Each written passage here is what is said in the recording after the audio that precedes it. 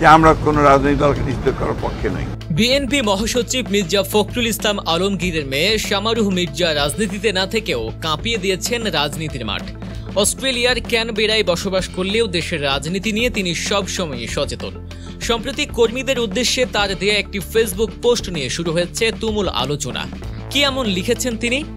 শামারুহ মির্জা দেশের অন্যতম প্রধান রাজনৈতিক দল বিএনপির মহাসচিব মির্জা ফখরুল ইসলাম আলমগীরের বড় মেয়ে। 2006 সাল থেকে তিনি অস্ট্রেলিয়ায় বসবাস করছেন এবং সেখানে একজন নারী অধিকার সংগঠক হিসেবে বেশ পরিচিত। বাংলাদেশের রাজনীতির সঙ্গে সরাসরি যুক্ত না থাকলেও বাবার কারণে প্রায় তিনি রাজনৈতিক বিভিন্ন বিষয় নিয়ে লেখালেখি করেন। সম্প্রতি তিনি তার ফেসবুক পোস্টে দলের কিছু নেতা কর্মীর সমালোচনা করে লিখেছেন, 15 বছরে গায়ে অনেকের আঁচল লাগেনি, এখন উড়ে এসে জুড়ে বসে আঙুল ফুলে কলা গাছ হচ্ছে।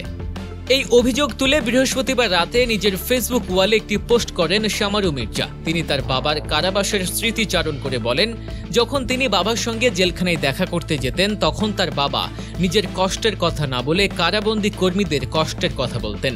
কর্মীদের ওপর হওয়া নির্যাতনের কথা বলতে গিয়ে কান্নায় ভেঙে পড়তেন মির্জা ফখরুল। শামারুহ মির্জা তার পোস্টে আরও লেখেন, তার বাবা বলতেন, এই ছেলেগুলো জীবন শেষ করে আন্দোলন করলো। তিনি কর্মীদের আত্মত্যাগের কথা স্মরণ করে তাদের নিজেদের জীবন ও ক্যারিয়ার গড়ার দিকে মনোযোগ দিতে বলেন। তিনি লিখেছেন, এখন নিজের জীবন নিজের দেশ গড়ার সময়। কে কি করলো, কে কি বললো না ভেবে ক্যারিয়ার করো। আসল জাতীয়তাবাদী রাজনীতি করো, কারো ক্যাডার হতে যেও না।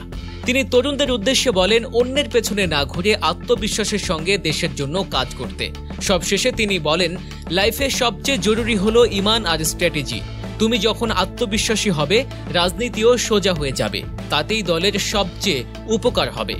মির্জা ফখরুলের মেয়ের এই বক্তব্য নিয়ে আপনার মতামত কি, কমেন্টে আমাদের জানাতে ভুলবেন না। রাজনীতি এবং এমন সব অজানা খবর নিয়ে আরও ভিডিও দেখতে চাইলে গল্প নিউজ চ্যানেলটি সাবস্ক্রাইব করে আমাদের সাথেই থাকুন। ধন্যবাদ।